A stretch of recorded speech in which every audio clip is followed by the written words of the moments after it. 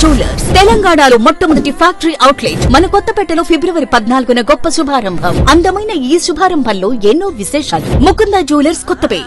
మరో 10 ఏళ్ల పాటు తానే సీఎంగా ఉంటారని రేవంత్ రెడ్డి చెప్పిన మాట అది ఇవాళ పత్రికల్లో పతాక శీర్షికల్లో వచ్చింది. మరి ఏ ధైర్యంతోనే అనగలుగుతున్నారు అంటే సాధారణంగా రాజకీయ నాయకులు ఎవరైనా సరే రాబోయే 20 ఏళ్ళు తామే అధికారంలో ఉంటామని 30 ఏళ్ళు ఉంటామని అంటూ ఉంటారు కదా. ఈయన ఇవాళ కాంగ్రెస్ పార్టీలో ఉన్న సీనియర్లను కాదని రేవంత్ రెడ్డి ముఖ్యమంత్రి అయినప్పటి నుంచి మంత్రివర్గంలో ఉన్న ఒకరో ఇద్దరు ఇప్పటికీ డైజెస్ట్ చేసుకోలేకపోతున్నారన్న ప్రచారం బయట జరుగుతున్నది.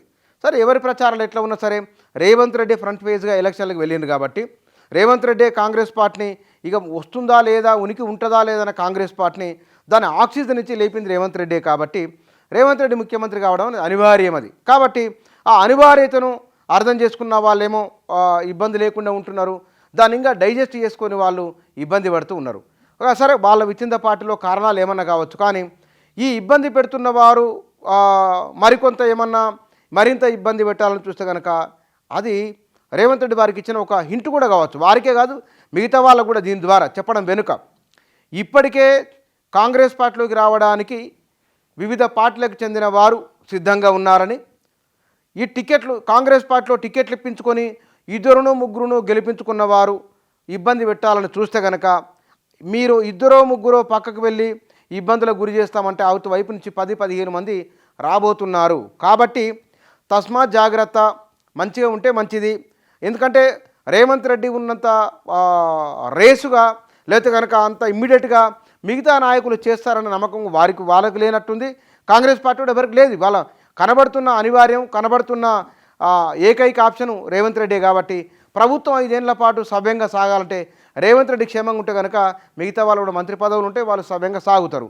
ఇక లేదు అంటే కనుక అందరికీ ఇబ్బంది. కాబట్టి 10 ఏళ్ల పాటు తానే సీఎం అని చెప్పడం వెనుక ఈ 5 ఏళ్లకు మాత్రం డోకా లేదు అనే ఒక మెసేజ్ ఇవ్వడం. లేదు ఇబ్బంది పెట్టాలని చూస్తే కనుక ఇప్పుడే కాదు మీకు రాబోయే రోజుల్లో కూడా అవకాశం రాదు, కాబట్టి తస్మాత్ జాగ్రత్త ఉండని చెప్పడానికి కూడా బహుశా ఒక చిన్న ఇండికేషన్ లాగానే భావించవచ్చు. ఎందుకంటే ఆయన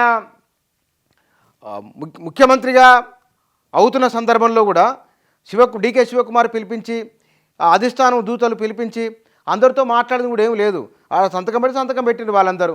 రేవంత్ రెడ్డి ముఖ్యమంత్రి అన్నారు, ఒకరో ఇద్దరో మేము ఉంటామని అన్నారు, కాదు ఈయన్నే ఉన్నారు అంతే, ఇక అయిపోయింది.